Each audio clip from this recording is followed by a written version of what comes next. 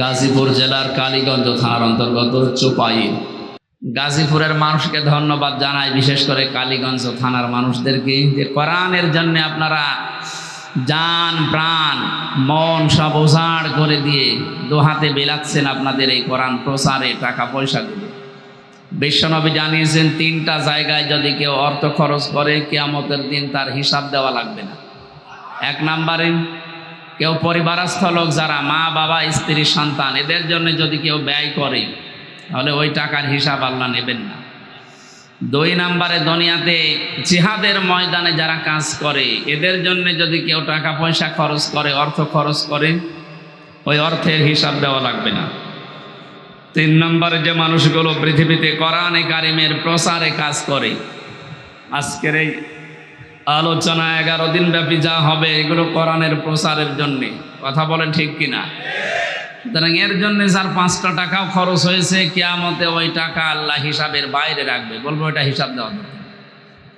তাই বলে আবার চুরি করে দেওয়া যাবে না।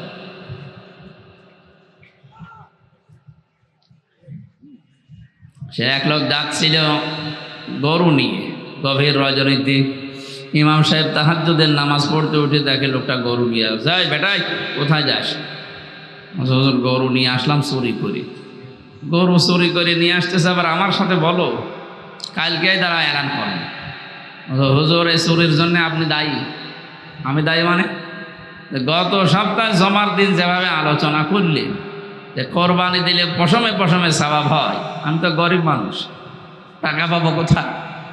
মামার বাড়ি থেকে গরু চুরি করে নিয়ে আসতেছি, সকালে কোরবানি করে। ইমাম সাহেব ধমক দিয়ে বলে, বেটা আরে কোরবানি দিলে তো গোনা হবে চুরি করা গরু। আমি জানি আপনি যে হাদিস বললেন প্রতিটি পশমে সওয়াব হবে একটা একটা করে, চুরি করলে গোনা কতই হবে। যাই হোক, প্রত্যেক পশমে পশমে সওয়াব, গোনা আর সওয়াব কাটাকাটি হয়ে যাবে, মাঝখানে গোশতগুলো আমার খাও। যাদের নির্ভেজাল অর্থ এ পৃথিবীতে সবচাইতে উত্তম বন্ধু আল্লাহর জন্য, তারা তলাবু কাসবিল হালালি ফারিদাতুম বাদাল ফারিদা, নির্ধারিত ফরজ আদায় করার পরে যারা হালাল রুজি উপার্জনের জন্য কষ্ট করে, চেষ্টা করে, এইটাও আর একটা ফরজ। এটা কি? দুঃখজনক হলেও সত্য, বাংলাদেশটা যে পর্যায়ে আছে, কিছু অসাধু ব্যবসায়ী সিন্ডিকেট করে বিভিন্ন জিনিসের দাম মাঝে মাঝে বাড়িয়ে দিচ্ছে। সিন্ডিকেট করে যারা জিনিসের দাম বাড়িয়ে দেন, আপনি আল্লাহর কাছে জালেম। বলেন বলেন, এই জুলুম যারা করছেন, আপনার এই সিন্ডিকেটের মাধ্যমে হয়তো অর্থ সম্পদ কামাই হচ্ছে, আমরা জানি। আপনার এই টাকা আপনার বউ, আপনার ছেলে মেয়ে খরচ করার জন্যে, ভোগ করার জন্যে তারা 2 পায়ে খাড়া হয়ে দাঁড়িয়ে আছে, এটাও আমরা জানি। কিন্তু এর দ্বারা যে গোনা হয়ে যাচ্ছে, এই অপরাধ, এই গোনা, এই পাপ একটাও আপনার সন্তান স্ত্রী কেউ বহন করতে রাজি না। এই জন্য পাগলামি যারা করছেন, বিবেকটা কাজে লাগাবেন। এই জন্য আমার আজকের আলোচনার বিষয় হচ্ছে বিবেক। কি বললাম? বিবেক যদি কেউ কাজে লাগাতে পারে, সে রাস্তা হারাবে না, রাস্তা পেয়ে যাবে। কোন রাস্তা? জান্নাতের রাস্তা। কোন রাস্তা? আমরা ওই রাস্তায় যেতে চাই, এই জন্যই তো এত বড় আয়োজনে আঞ্জাম দিয়েছে এলাকার মানুষেরা। হয়তো এখানে 100 বছর পরে কেউ থাকবো না, আমরা সব মাটির নিচের বাসিন্দা হব, আর এখানে আসবে নতুন প্রজন্ম, এসে এই জমিন চাষ করবে। এই যে মানুষ, আমরা লক্ষাধিক মানুষ বসে আছি, এরা কেউ জাহান্নামে যেন হয়ে না যায়, এই বিবেকটা যেন আমরা কাজে লাগাতে পারি, সেই বিষয়ে কোরআন কি জানিয়েছেন, নবীজির হাদিস কি বলছে, সেই কথাগুলো আজকে অল্প সময়ের ভেতরে শুনতে চেষ্টা চালাবো। আমা তাওফীক ইল্লা বিল্লাহ। কোরআনে কারিম যারা শুনতে এসেছি বাড়ি থেকে পর্যন্ত নিয়ত করে যে আজকে আমি কোরআন শোনার পরে ভালো হয়ে যাব, এই নিয়ত আমাদের আছে না? এই নিয়ত আছে না? আল্লাহ রাব্বুল আলামিন বলেন, ওয়াল্লাযীনা জাহাদু ফীনা লানাহদিয়ান্নাহুম সুবুলানা ওয়া ইন্নাল্লাহা লামাআল মুহসিনিন। সূরা আনকাবুতের শেষ আয়াত, এটা 69 নম্বর আয়াত। রব্বুল আলামিন বলেন, এই পৃথিবীতে কেউ যদি আল্লাহকে পাবার জন্যে রাস্তা অবলম্বন করে, ওই মানুষকে আল্লাহ হেদায়েত দেওয়ার জন্যে হাজারো রাস্তা খুলে দেয়। সাবিল বহু বচন, আল্লাহ এক বচন দেয়নি, সবল দিয়েছেন বহু বচন। হেদায়েত দেওয়ার জন্য যত রাস্তা লাগে আমি আল্লাহ সব তার সামনে উন্মুক্ত করে ধরবো, ও যে কোনো একটা রাস্তায় আসবে। হয়তো নামাজের দিকে, যাকাতের দিকে, ভালো ভালো কাজের দিকে, কোরআনে কারিম বোঝার দিকে আমি আল্লাহ তাকে বারবার আকৃষ্ট করব। মাইয়ুরিদিল্লাহু খায়রান ইউফাক্কিহু ফিদ্দীন, যাকে আল্লাহ কল্যাণ দিতে চান তাকে কোরআনের জ্ঞান দান করেন। আজকে এই ময়দানে হাজারো ব্যস্ততা আমাদের আছে, সব বাদ দিয়ে যিনি নিয়ে আসলেন কোরআনের একটা আয়াত বোঝার জন্যে, নবীর এই হাদিস অনুযায়ী আমরা বিশ্বাস করতে পারি অবশ্যই আল্লাহ আমাদেরকে ভালোবেসেছেন। কথা বলেন না কেন? হাজারো মানুষ আমাদের মতো ছিল, সবাইকে আল্লাহ আসতে দেয়নি। অন্তত যারা এসেছি এই নিয়ত নিয়ে, এই নিয়ত আমাদের আছে কিনা আমি জানি না যে আমরা আজকে ভালো হয়ে যাব। আছে না? না লোক দেখানোর জন্য এসেছেন? আল্লাহ পাক তাদের জন্য একটা উত্তম ফায়সালা দিচ্ছেন, ইল্লা মান তাবা ওয়া আমানা ওয়া আমিলা আমালান সালিহান ফাউলাইকা ইউবাদদিলুল্লাহু সাইয়্যাতিহিম হাসানাত। এই খুব ভালো করে খেয়াল করে, আমি গতানুগতিক কথা বলতে চাই না। কোরআন থেকে, হাদিস থেকে এমন কিছু তথ্য আমি আজকে নিয়ে আসতে চাই যেটা আমাদের জীবন পাল্টাতে সাহায্য করে। আল্লাহ বলেন, যে ব্যক্তি ঈমান আনার পরে তাওবা করার নিয়ত করে, আমি আল্লাহ তার পেছনের অপরাধগুলো শুধু মাফ করে দেই না, ওই জায়গাটা মাফ করার পরে ফাঁকা করে ওখানে নেকি দিয়ে ভরাট করে দেই। ইউবাদদিলুল্লাহ দিয়েছেন, বাদদালা ইউবাদদিলু তাবদিলান, পরিবর্তন করে দিচ্ছে এবং ভবিষ্যতেও দেবে। একটু খেয়াল করেন তো, প্রথম শব্দটা ইল্লা মান তাবা। এই কি এখানে সমস্যা কি? হ্যাঁ, আপনার সমস্যা কেন? বসা, ওখানে দাঁড়িয়ে আসুন। কোন যারা ওয়াজ দেয় এদেরকে ওয়াজ শোনা লাগে না নাকি? আবার কথা বলেন কোন কারণ? বসেন। এই কালো গেঞ্জিটা ধরেন তো, কি সমস্যা আপনার? তাড়াতাড়ি বসেন, একবার উঠবেন না, 1 ঘন্টার মধ্যে বসেন। এখন বলুন, 1-1.5 ঘন্টা কথা শোনার পরে একটা কথারও জবাব দিতে পারে না, বেকার বেকার আসে। এখানে মনে হয় বান্ধব এসেছ না? আবার এখানে দাঁড়িয়ে আছেন কোন কারণে? হয় বসেন না বাড়ি চলে যান।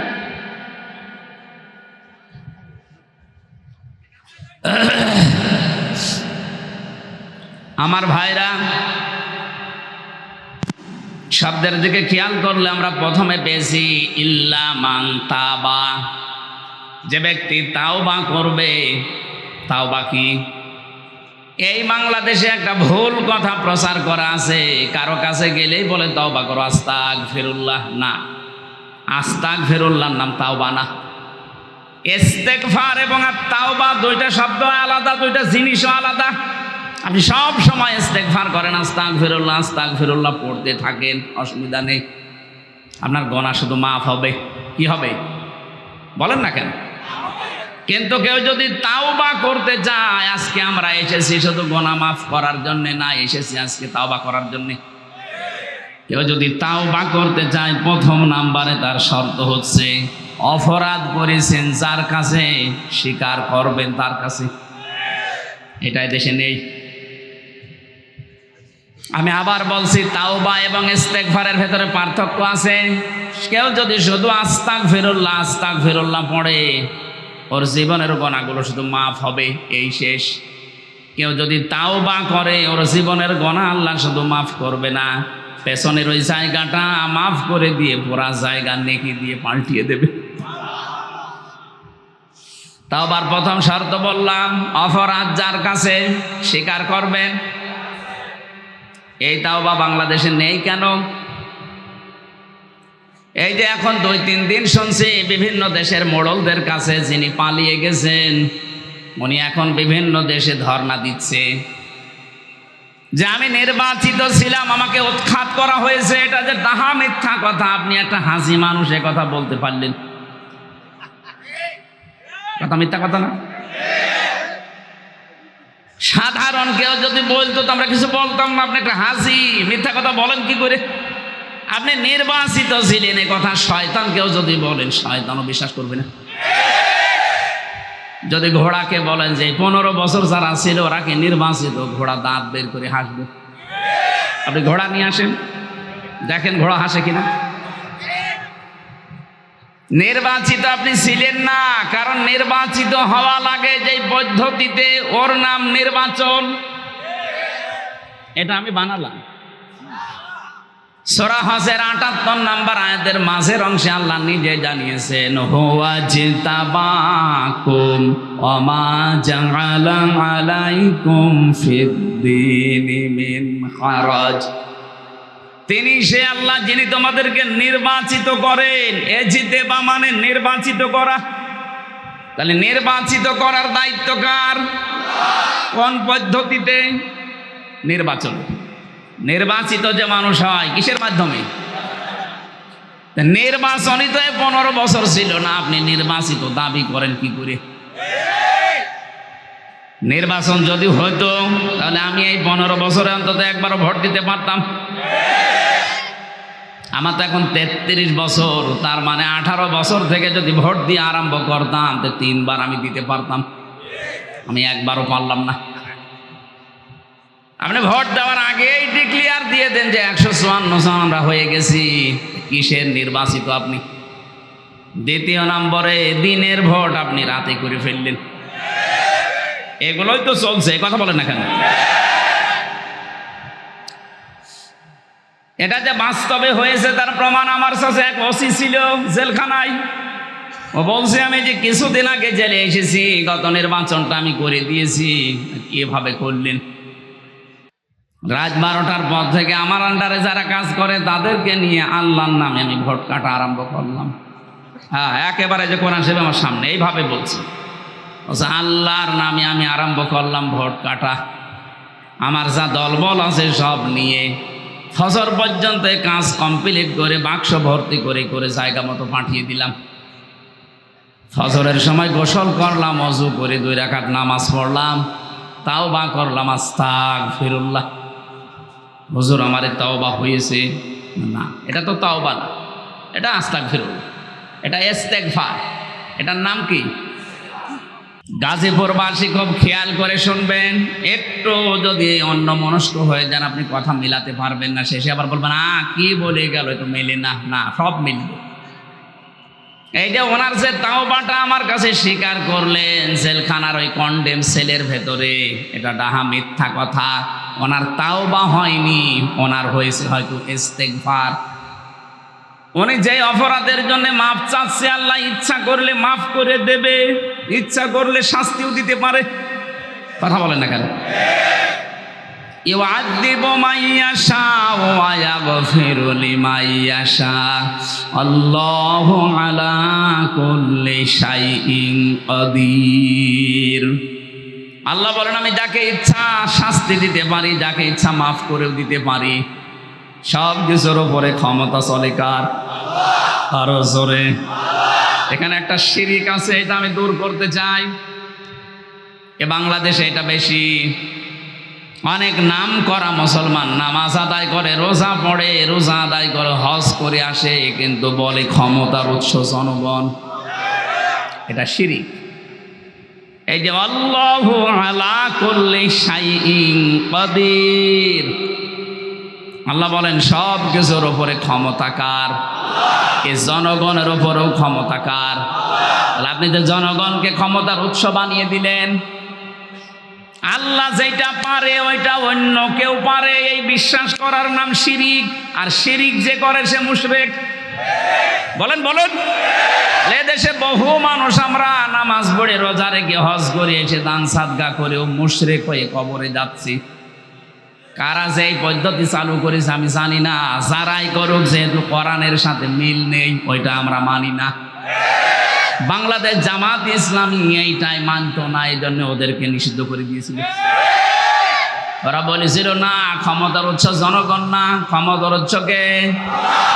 আমাদের ভেতরে যাদের এই বিশ্বাস আছে যে ক্ষমতার উৎস জনগণ, আপনি নামাজ পড়লেও মাঠে মারা যাচ্ছে, রোজা রেখে হজ করে সব আপনার বিফল। এটা আমি বানালাম নাকি? সূরা ফুরকানের ভেতরে আছে 19 নাম্বার পারা, 1 নাম্বার পৃষ্ঠা, 3 নাম্বার লাইনে 23 নাম্বার আয়াতে, ওয়াকাদিমনা ইলা মা আমিলু মিন আমালিন ফাজআলনাহু হাবাম মানসুরা। শিরিক মিশ্রিত কোন কাজ নিয়ে যদি কিয়ামতে আমি দেখি ওর আমলনামায় একটা শিরিকের গন্ধ আছে, ওটা দেখা তো দূরের কথা, ধুলি কণার মতো মুখের উপরে নিক্ষেপ করব। এই আয়াত পড়ার পরে আমার আফসোস হয়, বাংলাদেশে বহু হাজি গাজী আছি, আমরা নামাজি আছি, তাদের মুখে আল্লাহ নিক্ষেপ করবে। এই জন্য এখন যেহেতু সময় আছে, আজকেই পাল্টান, এক্ষুনি পাল্টান। যাদের এরকম বিশ্বাস আছে ক্ষমতার উৎস জনগণ, দিতে পারে এরা আমাদেরকে ক্ষমতায়, এটা শিরিক, এক্ষুনি পাল্টিয়ে যারা এই বিশ্বাস করে ক্ষমতার উৎস আল্লাহ, তাদের মতো হয়ে যান। এই কথা বলেন না কেন? এক বাক্যে জবাব দেবেন, ক্ষমতার উৎসকে। ওনাকে আমি ওই দিন বলেছিলাম, ওসি সাহেব কি অপরাধে এসেছেন আমি জানি, উনি নুসরাত হত্যা মামলার আসামি ফেনীতে। বললাম আপনি যদি সত্যি তাওবা করতে চান, 1 নাম্বারে হচ্ছে স্বীকার করা লাগবে। অপরাধ যার কাছে স্বীকার হবে তার কাছে।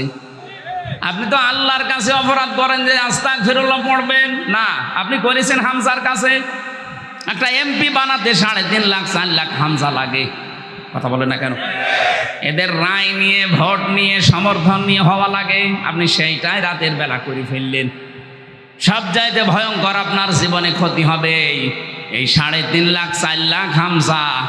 এর অনেকেই কিন্তু এই কয় বছরে মরে গেছে, আপনি তাদের কাছে যাবেন কি করে? কপালে হাত দিয়ে বলছে আল্লাহ আমি এ কি করেছি। এটা কি শুধু উনি একাই নাকি বহু মানুষের সাথে জড়িত আছে? এই যে যারা পালিয়ে গেছে, এমনি পালায়নি, ওদের বিবেকে মেনে নিচ্ছে না যে আমি মুখ দেখাবো কি করে জাতির কাছে। 15.5 বছরে আমার বিবেক পর্যন্ত মেনে নেয়নি, তারপর জোর করে পরিচয় দিতাম আমি এমপি। আপনার লজ্জা করতো না? নিজে নিজে ভোট করেন, নিজে নিজে এমপি হয়ে যান, আবার বলছেন আমি নির্বাচিত। এত বড় মিথ্যা কথা সারা দুনিয়াকে জানাচ্ছেন। সারা পৃথিবীর মানুষকে অন্ধ নাকি? তারা দেখেনি এই দৃশ্যগুলো? তারাও জানে এ দেশের প্রতি তাদের একটা খারাপ ধারণা আসবে যে দেশে যারা আছে এরা মনে হয় এরকম মিথ্যা কথাই বলে। আমি বাইরের বহু দেশ ঘুরেছি, কয়েকদিন আগে আমি সিঙ্গাপুর, মালয়েশিয়া সহ কয়েকটা দেশ ঘুরলাম।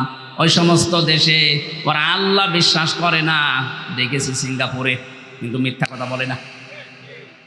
আপনি দেখবেন ওরা মিথ্যা কথা বলে না। আরে যাহা মিথ্যা কথা সারা দুনিয়া যেখানে জানে দেশে 15 বছর কোনো নির্বাচন হয়নি। আর আপনি এখন যদি বিশ্বের মোড়লদেরকে মিথ্যা কথা শোনান, সারা দুনিয়ায় প্রমাণ হয়ে যাবে যে বাংলাদেশে যারা আছে ওসব মিথ্যাবাদী। আপনি আমাদেরকে মিথ্যাবাদী প্রমাণ করতে চাচ্ছেন, এই কথা বলছেন না কেন? রমজানে গিয়েছিলাম ওমরায়, মদিনা থেকে আবু জেহেলের কবর পর্যন্ত যাবার জন্য একটা গাড়ি ভাড়া করলাম। মদিনার স্থানীয় ড্রাইভার, ভাড়া মিটিয়ে বললাম ভাই কত দেরি হবে আসতে। এবার আমারে বলছে ইয়া হাজিউল হজ্জা তাই না বিলাদুকা। ও হাজি দেশ কোথায়? আমি জি তুমি বাংলাদেশ। বাংলাদেশ থেকে এসেছি। আমারে বলছে হারামি। হারামি মানে?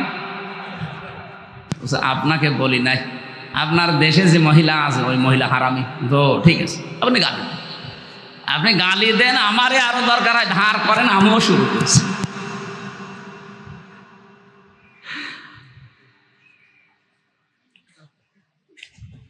এই যে লোকটা এখন ভুল বুঝতে পারছে, এখন ভুল বুঝে ও কি করবে বলেন? ওকে আজ 3.5 লাখ 4 লাখ মানুষের কাছে মাফ চাইতে পারবে।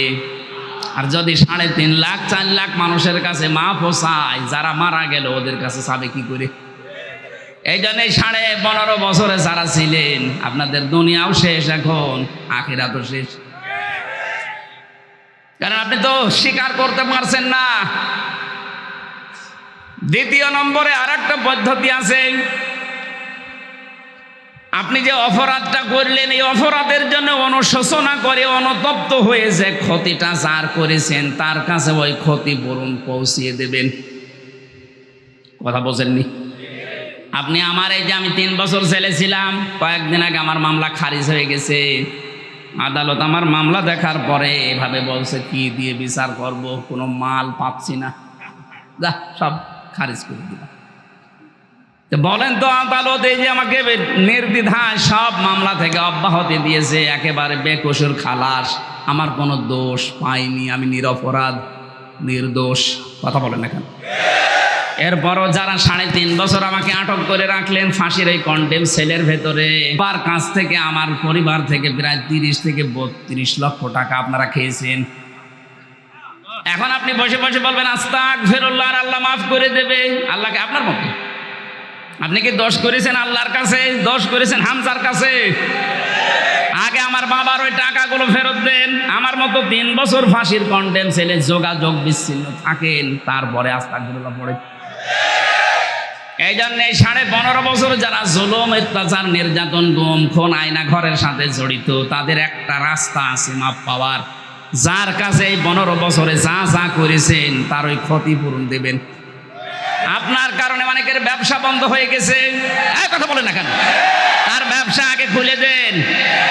কাউকে চাঁদাবাজি করেছিলেন, ওই চাঁদার টাকা ফেরত দেন। কাউকে মিথ্যা মামলা দিয়ে 15 বছর ঘরে থাকতে দেননি, আগে ওই ক্ষতিপূরণ দিয়ে আসেন।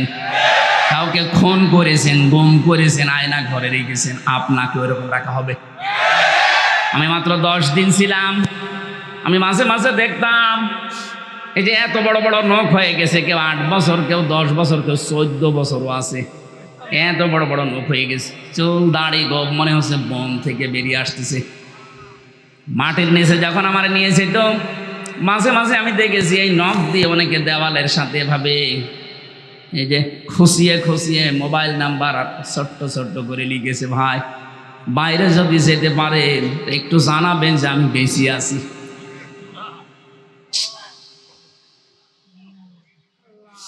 অথচ মাথার উপর দিয়ে মনে হচ্ছে গাড়ি ঘোড়া চলছে, মানুষজন চলাফেরা করছে, খালি আওয়াজ পাওয়া যেত, কিন্তু কোথায় জানি না।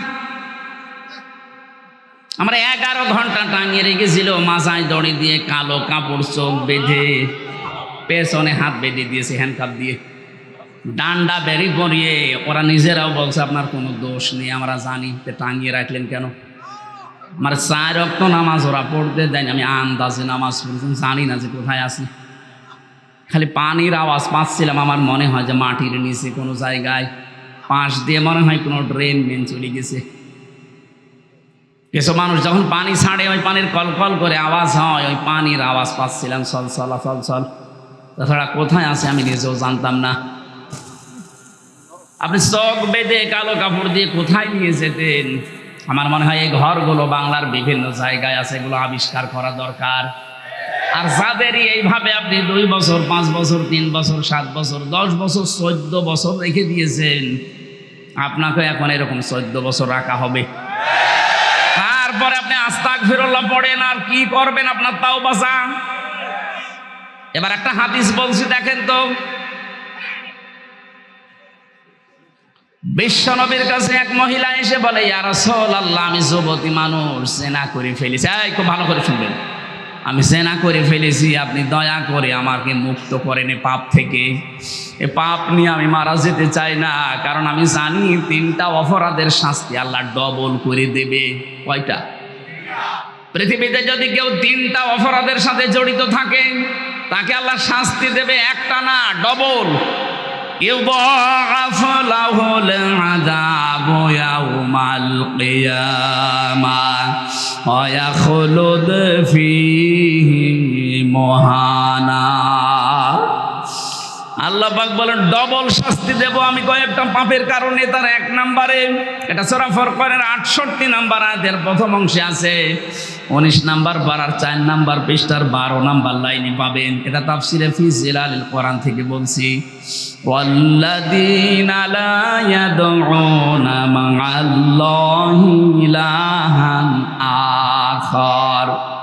এই দুনিয়াতে যারা আল্লাহকে ডাকে পাশাপাশি অন্য কাউকে যোগ করে, এটা সবচাইতে বেশি এই ব্রাহ্মণবাড়িয়া, কুমিল্লা, নরসিংদী জেলায় হয়। আল্লাহকে ডাকতেছে, মাঝে মাঝে আল্লাহ আল্লাহ করার পরে ইয়ালি বাবা, শাহ আলী বাবা, কেল্লা বাবা, এই কথা বলছেন। এই তাহেরি ভাই জিকির করে না? এটা যেহেতু রেকর্ড হচ্ছে, সারা দেশে যাবে, ওর কানেও যাবে। আপনি মানুষকে গোমরাহ করে জাহান্নামে নিয়ে যেতে পারেন না, এটা আমাদের দেশের লোক আপনাকে দেয়নি অধিকার। আপনি নিজে জাহান্নামে যেতে চান, যান। কিসের সুন্নি নাম নিয়েছেন, এগুলো সব ভণ্ডামি। সুন্নতের কোনো বালাই নেই, আন্দাজে সুন্নি নাম নিয়েছে। এই জন্য ভণ্ডামি গুলো করে মানুষকে যারা শিরিকের দিকে আহ্বান জানিয়ে নিজেও জাহান্নামে যাচ্ছে, আরো জনগণ নিয়ে যাচ্ছে, এরা তো না বুঝে যাচ্ছে। এই জন্য বিবেক বলছিলাম না, আলোচনার বিষয়টা এমনি বলি নাই, বিবেক কাজে লাগাবেন আজ। আমি তো কোরআন থেকে দলিল দিচ্ছি, মা আল্লাহ, মা মানে সঙ্গে, মা মানে আল্লাহর সাথে যারা সঙ্গে যারা অন্য কাউকে ডাকে, আপনি কোন কারণে ইয়া আলী বাবা, শাহ আলী বাবা, কেল্লা বাবা, ফতে বাবা, কোন কারণে জিকির করবেন? আপনার তো জিকির হবে কার নামে? আরো জোরে। এবার আর একটা দলিল বলছি, সূরা আরাফের 180 নম্বর আয়াতের মাঝে এটা আছে, আলিল্লাহিল আসমাউল হুসনা ফাদউহু বিহা ওয়া দারুল্লাযীনা ইউলহিদুনা ফি আসমাই। আমি আল্লাহর অনেক সুন্দর সুন্দর নাম আছে, যে নামে পারো আমাকে ডাকো। হ্যাঁ, আপনি আল্লাহ আল্লাহ বলেন, এরপরে আপনি ইয়া রহমান, ইয়া রহিম, ইয়া কুদ্দুস এভাবে ডাকেন।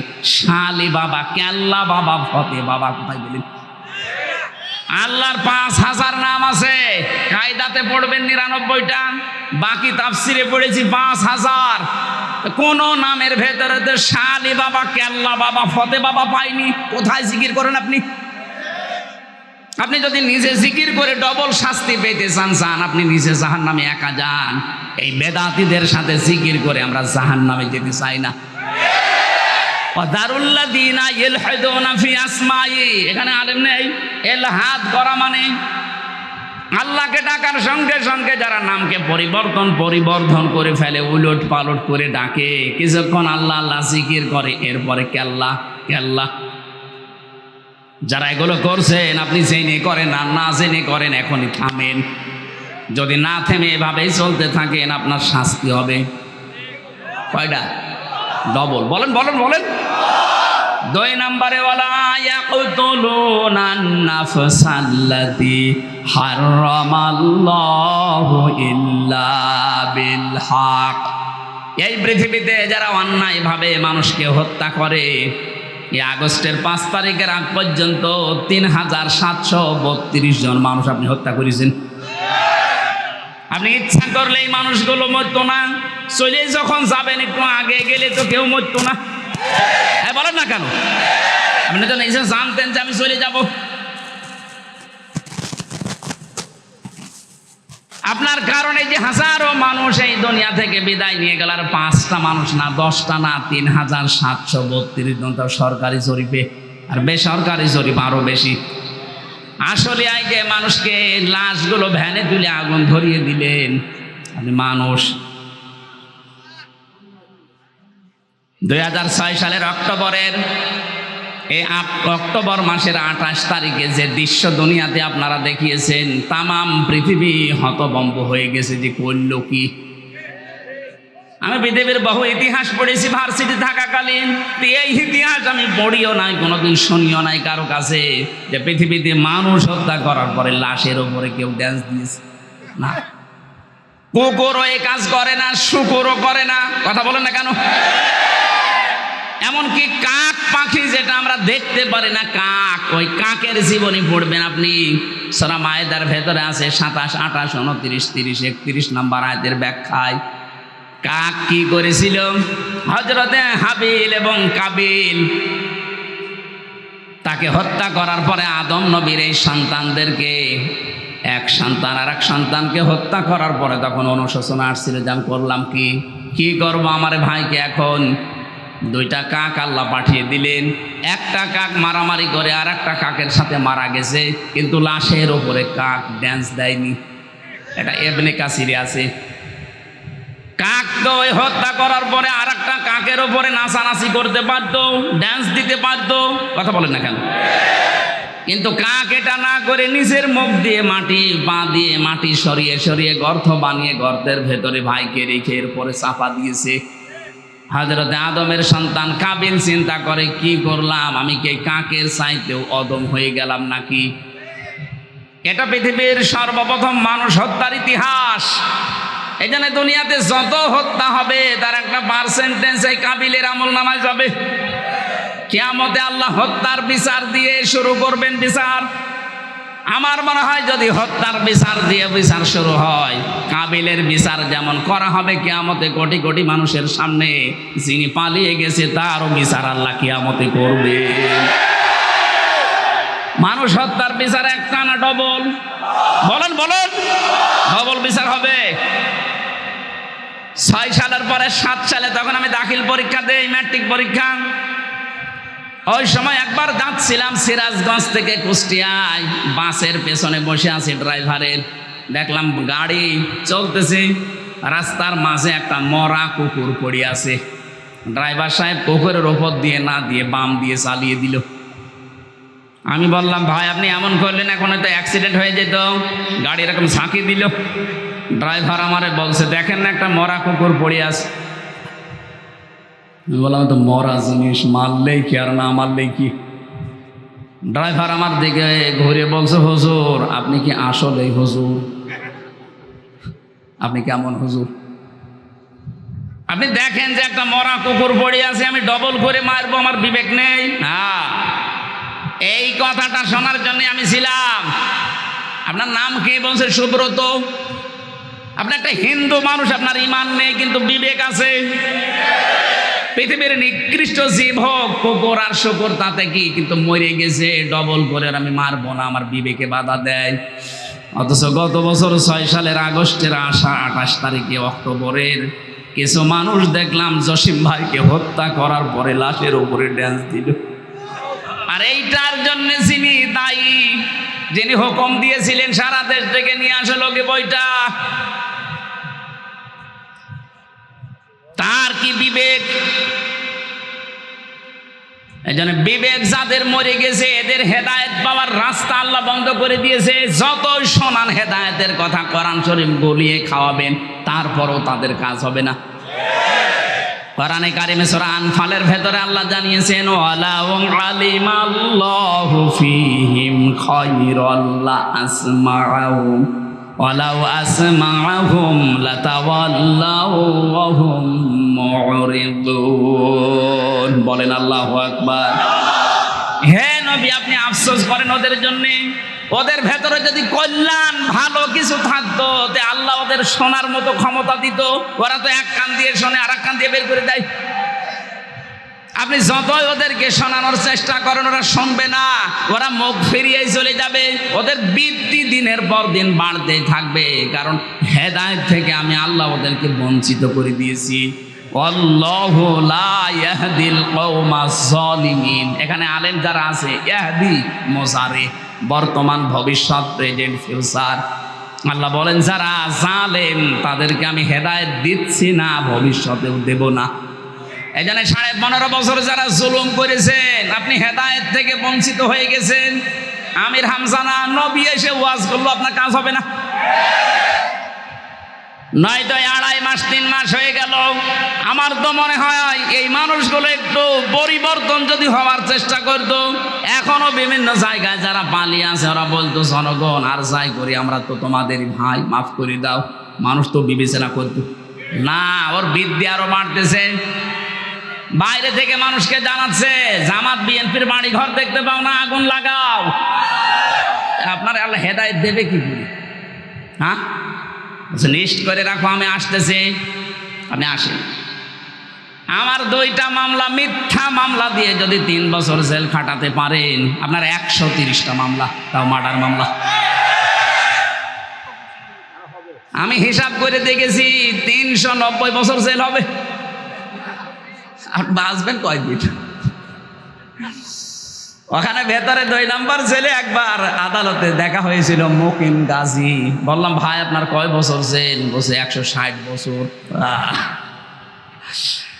তার কথা আমার মাঝে মাঝে মনে পড়ে যে ওর যে 160 বছর জেল, আর যে বলে আমি চট করে চলে আসবে ওর জেল হবে 390 বছর, 4 বার জন্ম নেওয়া লাগবে। আমার মনে হয় 15 জন্মে যেহেতু বিশ্বাস করে হিন্দুদের মতো, আমরা 15 উত্থানে বিশ্বাস করি কিয়ামতে আর একবার উঠবো, আর হিন্দুরা বিশ্বাস করে যে আর একবার জন্মাবো। যেহেতু ওনাদের জন্ম এরকম কোয়ালিটি নিয়ে, এই জন্য মনে হয় এই কথা বলে যে আমি চট করে আসবো।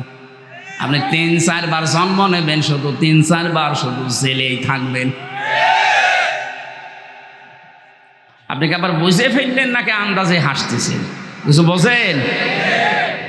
মানুষ হত্যার সাথে যারা জড়িত তাদের একটাই শাস্তি, জাহান্নাম।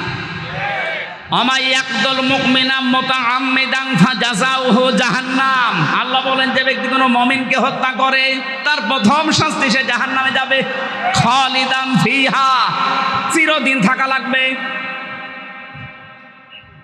এতটুকু আল্লাহ শেষ করেননি, ওয়া'আদ্দা লাহু আযাবাম মুহিনা আযাবাম আযীমা, তাদেরকে আমি আল্লাহ রেডি করে রেখেছি যন্ত্রণাদায়ক শাস্তি দেব। এই জন্যে যারা মানুষ হত্যার সাথে জড়িত তাদের শাস্তি কত? Double double. বলেন, আরো জোরে বলেন। 3 নম্বরে ওয়ালা ইয়াজনুন, জেনা করা যাবে না। যারা জেনা করে এই মানুষগুলোর শাস্তি হবে ডবল। অথচ এই 1500 বছর পরে 2024 সালে এসে দেখলাম বুড়ো জেনাখোর বেড়ে গেছে। আমি নাম নিয়েই বলছি, যে মানুষগুলো এখন ধরা পড়ছে, এদের যে ভিডিও ক্লিপগুলো এখন বের হচ্ছে এগুলো তার মিথ্যা না। এক একজনের বয়স দেখেছেন, কারো 70, কারো 75, কারো 90 বছর। অথচ হাতের জেনা, চোখের জেনা, লজ্জাস্থানের জেনা থেমে নেই। জীবনে বিয়েই করেনি, অথচ তার ছেলে মেয়ের অভাব নেই। হ্যাঁ, টাকার উপরে ঘুমাইতো, বিয়ে নেই, সংসার নেই, অথচ ছেলে মেয়ে দেশে ভর্তি করা। তার কাছে জিজ্ঞাসা যদি কেউ করে যে ভাই এ ছেলেটা আপনার, এইরকম ছেলের যদি পরিচয় দিতে হয় যে দেশে বহু ছেলে আমার আছে। আপনার চরিত্র আছে, একটা মানুষ দেখান তো ওদের চরিত্র আছে বলে। দরবেশ বাবা কি ভালো মানুষ মনে করতাম, অন্যের বউ নিয়ে এসে আল্লাহ রাস্তায় চালাচ্ছে, নাউজুবিল্লাহ মিন যালিক। বাকিগুলোর চরিত্র শুধু আল্লাহ জানে। ওদের এক একজনের 3 minute, 5 minute, 7 minute video viral হয়, অডিও ভাইরাল হয়, সারা দুনিয়ার মানুষ ঘৃণা করে। এই যে টাকলা মুরাদ নেই, মাত্র 6 মিনিট 45 সেকেন্ডের একটা ভিডিও অডিও ক্লিপ ফাঁস হয়েছিল, ওর সব হারিয়েছে। আমার মনে হয় এখন যাদের ভিডিওগুলো ফাঁস হচ্ছে এই বুড়ো জেনাখোর যারা, এরা আবার বড় মুখ করে বড় গলায় কথা বলছে, আপনার লজ্জা লাগে না?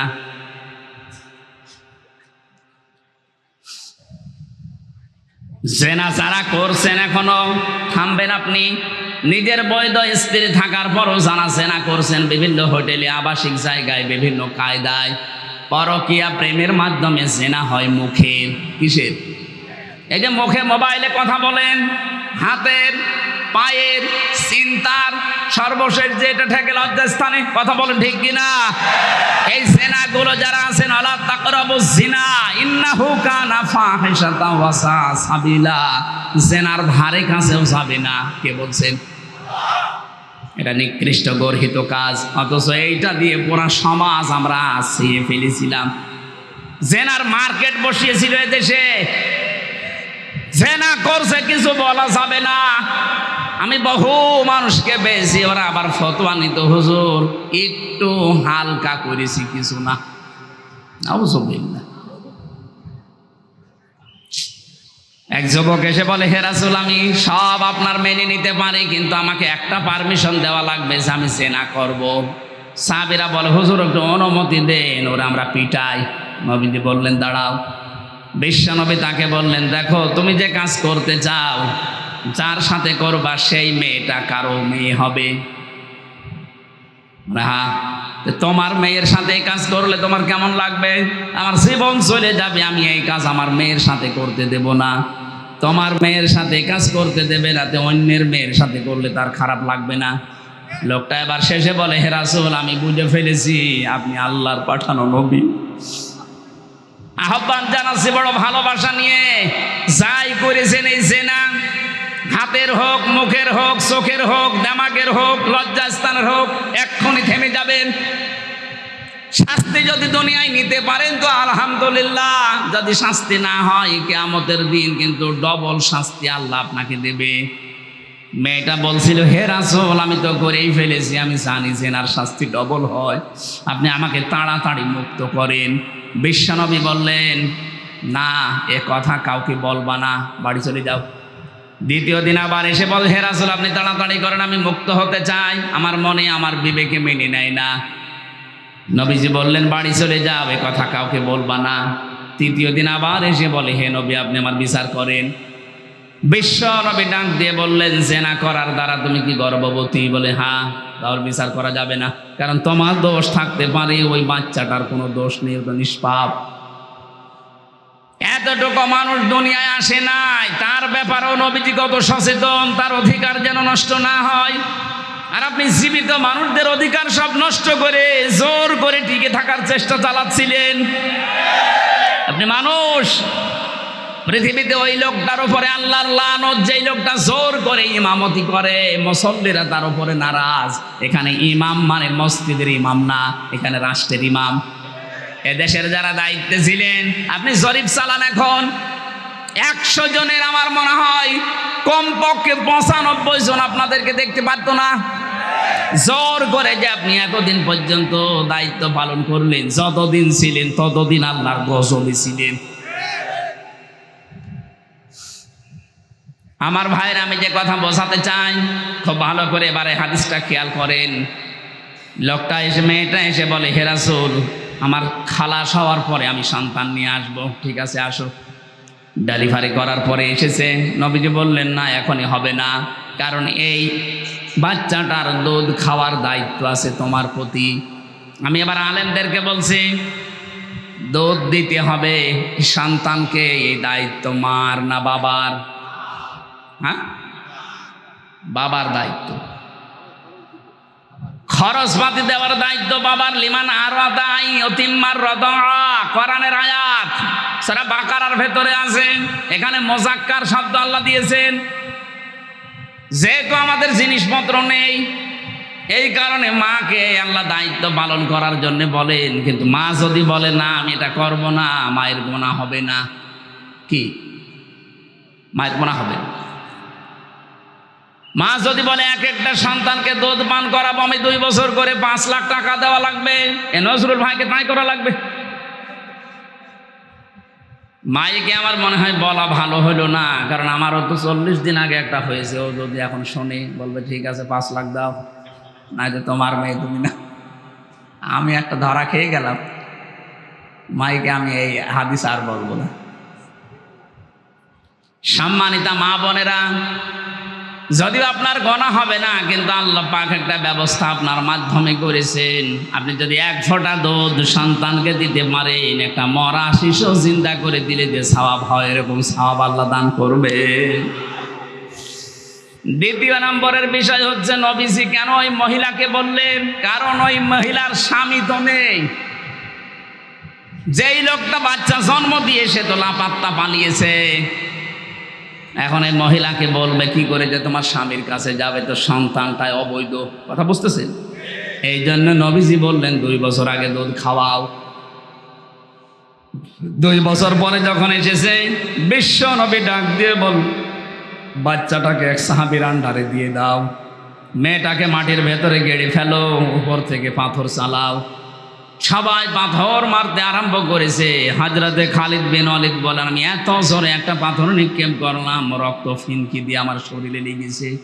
ভৎসনা দিলাম, বরদোয়া দিলাম, গালি দিলাম মেয়েটাকে। নবীজির কানে যাওয়ার পরে বিশ্ব নবী বললেন, থামো খালিদ, আমি নবী, তুমি নবী না। আমি যা দেখি তুমি দেখতে পাও না। আমাকে যা বলা হয় তোমাকে তো তাই বলা হয় না। আমাকে জিবরাইল এই মুহূর্তে জানিয়ে গেল, এই মহিলার যে কাকতি মিনতি, যে অনুশোচনা, যে তাওবা, যে ব্যবস্থা মহিলা কায়েম করে গেল, যে শাস্তিটা নিয়ে গেল, যে তাওবাও করেছে, এই পৃথিবীর কোন জালেমও যদি এইভাবে তাওবা করতে পারে আল্লাহ তাকেও মাফ করে দিবেন।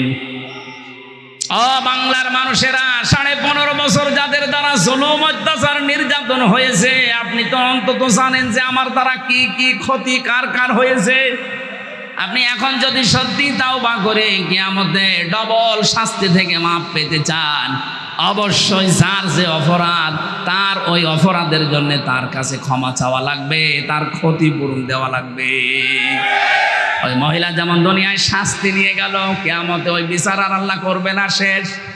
আপনিও তো এরকম জেনা করেছেন, আপনি চুরি করেছেন, কথা বলেন না কেন? আপনি চাঁদাবাজি করেছেন, মানুষকে ঘরে থাকতে দেননি, মিথ্যা সাক্ষী দিয়েছেন, মিথ্যা মামলা দিয়ে মানুষের জীবন নষ্ট করে দিয়েছেন। এই যে বিডিআর হত্যার জন্য এই ফাঁদ তৈরি করে হাজারো মানুষের জীবন আপনি নষ্ট করলেন, এর জন্য যিনি মাস্টার মাইন্ড তিনি তো জানে যে কে কে এই কাজের সাথে জড়িত। অথচ তাদের বেকার বেকার এই শাস্তিটা দেওয়ার মাধ্যমে তাদের জীবনটাই নষ্ট করে দিল। 950-র ওপরে এখনো বিডিআর জেল খাটতেছে বিনা কারণে, কিচ্ছু জানি না। এর সাথে যারা জড়িত এইগুলোকে নিয়ে এসে আমাদেরকে যেমন বলতেন আমরা যে নখ তুলে দেব, তাদেরকে একটু নখ তুলে দেন তো সব সত্য বের হয়ে যাবে। এই কথা বলেন না কেন? মাটির নিচে আমাদের সামনে ডিম নিয়ে এসে বলতে যে ডিম, ওদেরকেও এখন ডিম দেওয়া দরকার। সেদিন এক লোক বলছে ডিমের এত দাম বেড়ে যাচ্ছে কি করে, মনে হয় উপর দিয়েও দেয় নিচ দিয়েও দেয়, তাই করছে। ডিমগুলো আমাদেরকে দেখিয়ে বলতে হয়েছে আমরা এইটা দেই। আমি আশা করছি এখন এই বিডিআর হত্যা, এই হত্যা না, এটা একটা হত্যাকাণ্ড। এই কাণ্ডর সাথে যারা জড়িত এদের প্রত্যেকে এরকম এই নখ তোলা মেশিন দেখান, কথা বলে না কেন? আরে আপনি ওদেরকে বিনা কারণে জেল খাটাবেন, ওদের ছেলে মেয়ে বাপ মা ওদের বরদোয়া লাগছে না আপনার? এখনো মুক্তি হইতে চাইলে ওদেরকে ছেড়ে দেন। শাস্তি যা দেওয়ার বহু শাস্তি আন্দাজে তাদের উপরে বানিয়ে বানিয়ে দিয়েছেন। ওনারা আমাকে বলতো হুজুর আমরা যে অপরাধ করি নাই, তারপরও যদি করে থাকি, কাবা শরীফের দিকে তাকিয়ে কোরআন শরীফ মাথায় নিয়েও আমার সামনে বিডিআররা বলতো যে আল্লাহর কসম কোরআন আমার মাথায়, আমি কিচ্ছু জানি না। আর 1 মাস পরে আমার রিটায়ার্ড হয়ে যাবে, আমি কত বছর চাকরি করে টাকা পয়সা যা পেয়েছি বাড়ি চলে যাব, অথচ 14 বছর আমি জেলে আছি, কিচ্ছু জানি না। পঞ্চগড়ে তেঁতুলি আর একজনকে পেয়েছিলাম, বুড়া মানুষ, হাও মাও করে মাঝে মাঝে কাঁদতো। রাতের বেলা তাহাজ্জুদ পড়তে ওঠার সময় দেখতাম যে একটা আওয়াজ দিচ্ছে, মনের ভেতর থেকে আওয়াজ দিল, ওটা কলিজায় লাগে। এই আওয়াজ দিত মাঝে মাঝে। ওই সমস্ত দীর্ঘ শ্বাসগুলো আমার আল্লাহর আরশে সে ধাক্কা লেগেছে। আল্লাহ আপনাদেরকে এত অপমান করেছে এমনি নাই, হাজারো মজলুমের চোখের পানি আর ওই বিডিআরে। আমি আশা করছি যারা দায়িত্বে আছেন খুব তাড়াতাড়ি, বড় জুলুম হয়ে যাচ্ছে তাদের উপরে। আরে ভাই 14টা বছর কিচ্ছু জানে না পড়ে আছে, একটা অপরাধ করে যদি থাকে তো মেনে নেওয়া যায়। 14 বছর জীবন থেকে নষ্ট করে দিলেন, তাই 1-2 জন না, 950-র উপরে আমি পেয়েছি। আমি আশা করছি ওরা আমাকে যা বলেছে যে আমাদেরকে যদি শাস্তিও লাগিয়ে দেয়, আমাদের যে কোর্ট কাছারি বিচার আচার আছে সর্বোচ্চ 7 বছর শাস্তি হয়, অথচ 14 বছর পড়ে আছে একটা মিথ্যা মামলা নিয়ে। তাড়াতাড়ি করেন যারা দায়িত্বে আছেন, ওনাদেরকে আমার মনে হয় মা বাবা স্ত্রী পুত্র সন্তানের কাছে শেষ জীবন একটু ফিরিয়ে দেওয়া দরকার, তাও একটু জুলুম থেকে বাঁচবেন। আল্লাহ যেদিন ধরবে ওই দিন বাপ বলার সময় আপনাকে দেবে না। যারা জড়িত ছিলেন এর সাথে, এই বিডিআর মিথ্যা মামলা দিয়ে বহু অপরাধ যারা করেছিলেন, আমি আবার বলছি যে যেই অপরাধ করেছেন ওই অপরাধের জন্য ওই শাস্তি আগে দুনিয়ায় নিয়ে যান, এরপরে বলেন যে আস্তাগফিরুল্লাহ, মাফ হয়ে যাবে। তাছাড়া শাস্তি না নিয়ে চামড়ার মুখ দিয়ে একেবারে যখন মনে আসে আস্তাগফিরুল্লাহ, আবার 2 দিন পরে এই যে হাসান মাহমুদ এখন ঠেলায় পড়েছে, বলছে আমার বিএনপির সাথে ঐক্য করতে চাই। শয়তান, এতদিন কোথায় ছিল? বলছে গণতন্ত্র পুনরুদ্ধারে আমরা কাজ করব। গণতন্ত্র হত্যা করে জবাই করে এখন পুনরুদ্ধার করবা? চামড়ার মুখ যখন যা মনে আসে বলে, আবার চেয়ার পেলে ওই শয়তান আবার উল্টা পাল্টা বকতে শুরু করবে। কথা বলেন ঠিক কিনা? এই এইরকম মানুষের কোনো মাপ নেই। মাপ চাইতে পেতে হলেও যা যা করেছে অপরাধের জন্য ওকে আগে ক্ষতিপূরণ দেওয়া লাগবে। এটার সাথে আপনারা একমত না? কারা কারা চান বলেন তো? লিল্লাহি তাকবীর।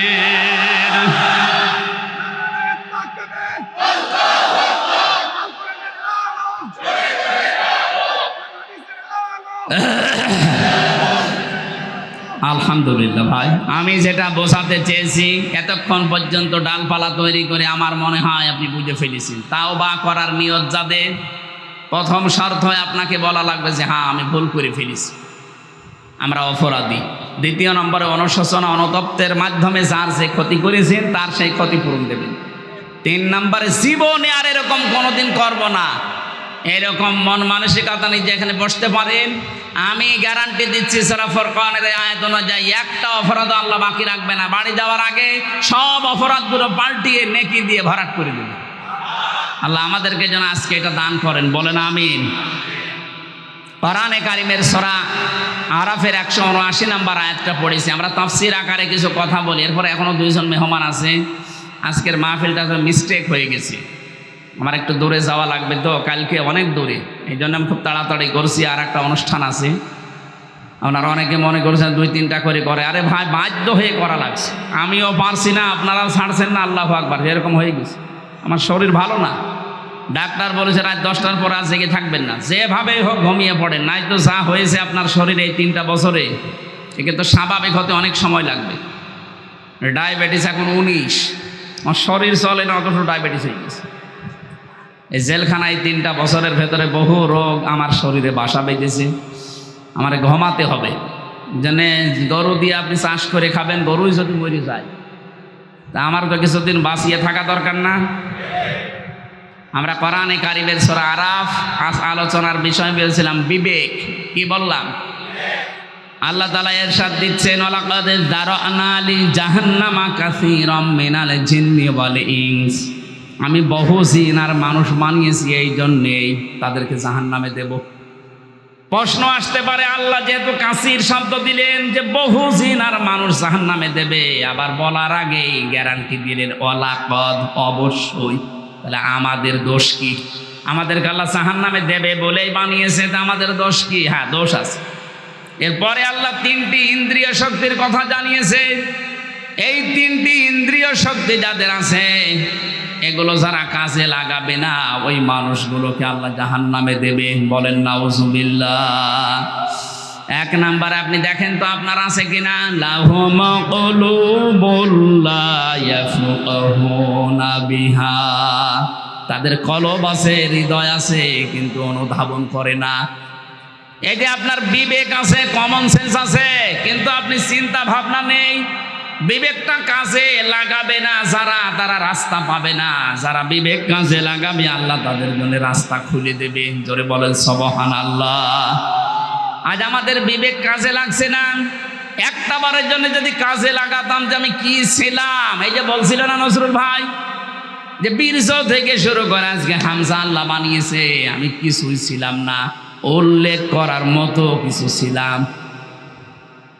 33 বছর বয়স, এখন মনে করেন আমার 35 বছর আগে হামজা বলে দুনিয়াতে আমার নামে আমার এই জায়গায় কেউ ছিল? বলেন বলেন।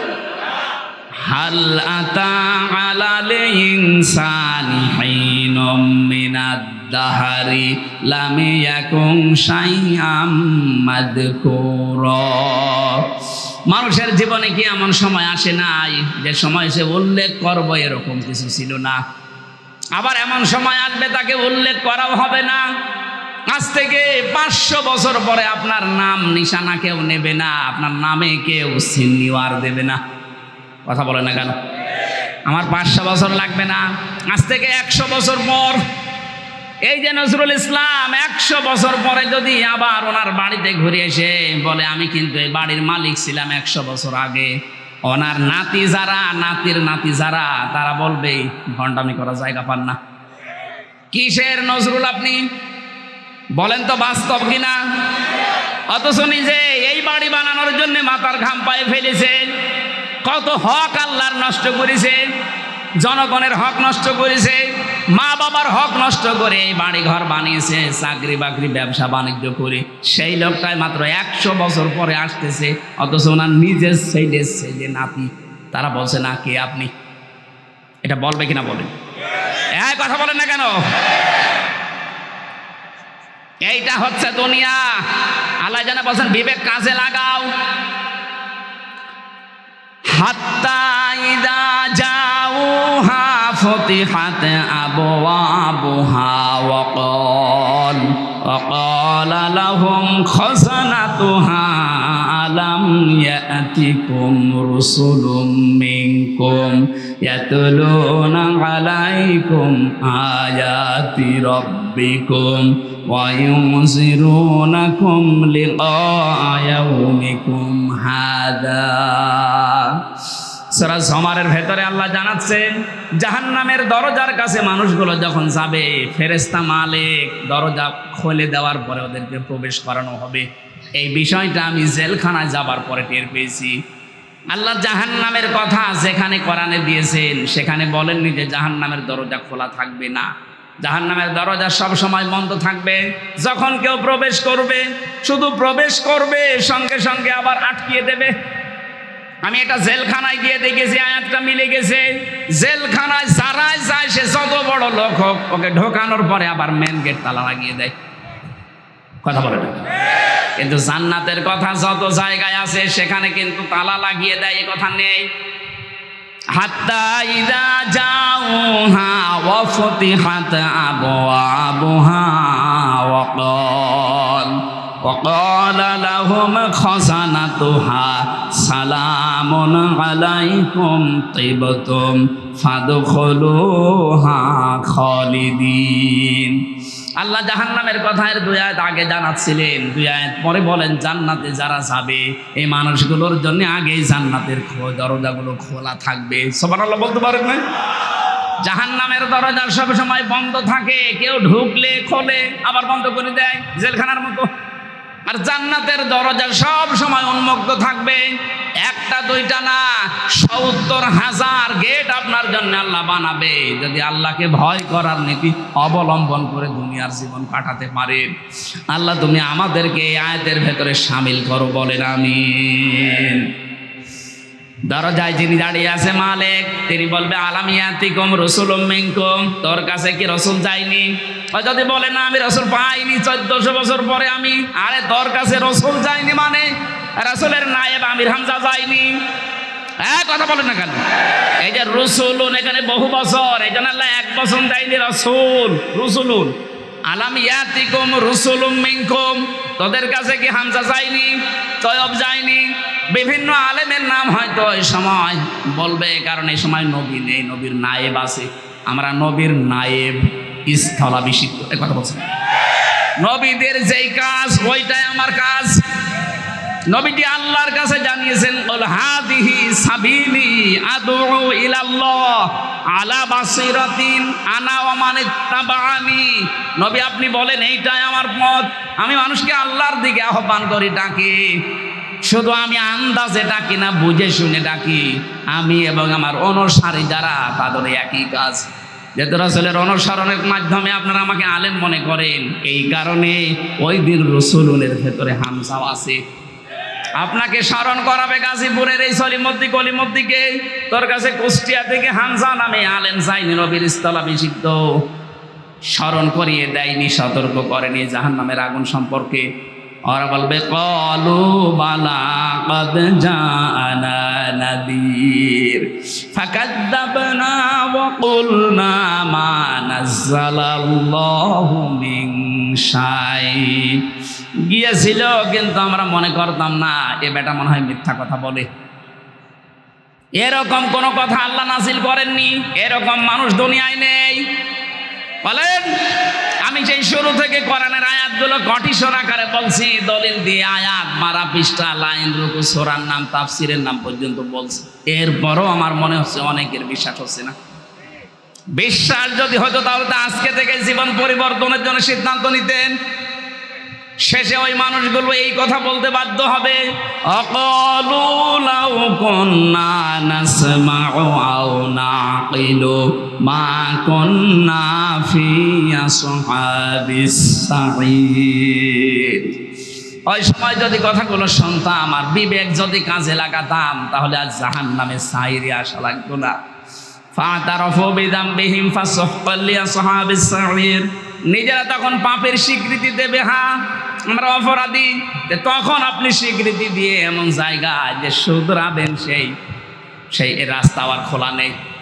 সুতরাং ওখানে যেন যাওয়া না লাগে, বিবেকটা এই মুহূর্তে আমাদের কাজে লাগানো দরকার কিনা? আরো জোরে বলেন, দরকার কিনা? যাদের বিবেক আছে কিন্তু বিবেকে কাজ করছে না, আপনি মানুষের তালিকায় নেই।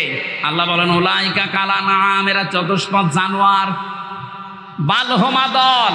হ্যাঁ, আপনার গুলশানে বাড়ি থাকতে পারে, আপনি এই দেশের অর্ধেক জায়গার মালিক হতে পারেন। আল্লাহর ভাষায় যাদের বিবেক কাজে লাগেনি, এই 15 বছরে তো আরো বেশি কাজে লাগেনি। আপনি নিজে জানতেন যে আমি বিনা ভোটের এমপি, আপনার বিবেক মেনে নিত কি করে? বলেন না কেন? আপনার বিবেক মেনে নিত কি করে বলেন? আপনি তো নিজেই জানতেন যে আমি কয় নাম্বার এমপি, এরপরও বুক ফুলিয়ে আপনি বলতেন আমি এমপি। কিসের এমপি? আপনাকে আমরা ভোট দিয়েছি।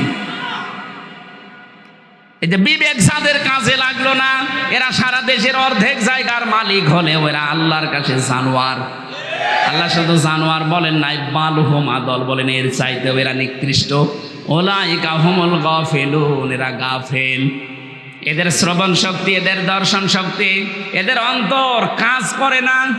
ওয়াজআলনা লাহুম সামআ ওয়া আবসারা ওয়া আফইদা ফামা আগনা আনহুম সামউহুম ওয়ালা আবসারুহুম ওয়ালা আফইদাতুহুম মিন শাইইন ইয কানু ইয়াজহাদুন।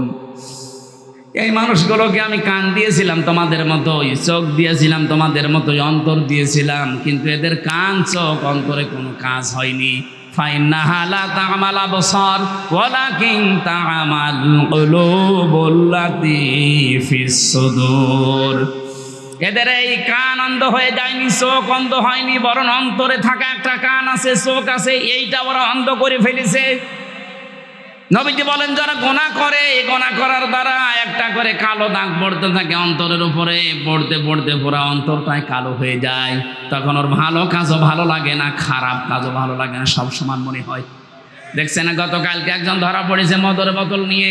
এটা যে অন্যায় কাজ মুসলমানের দেশে, এটা যে বিবেক বহির্ভূত কাজ, আল্লাহ বিরোধী কাজ। ও উল্টা বলছে কি, আমার বাবার টাকা দিয়ে আমি মদ খাবো, তোর কি? তুই এটা আমেরিকা পেয়েছিস?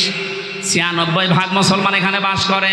আল্লাহর নিষিদ্ধ কাজ, হারাম কাজ তুই জোর করে করবি, এই দেশে না চলে যা। কথা বলেন না কেন? যেখানে যাওয়া দরকার ওখানে যাই। এখানে আল্লাহর নিষিদ্ধ কাজ প্রকাশ্যে আমরা চলতে দিতে পারি না, তাহলে গজব নাজিল হবে।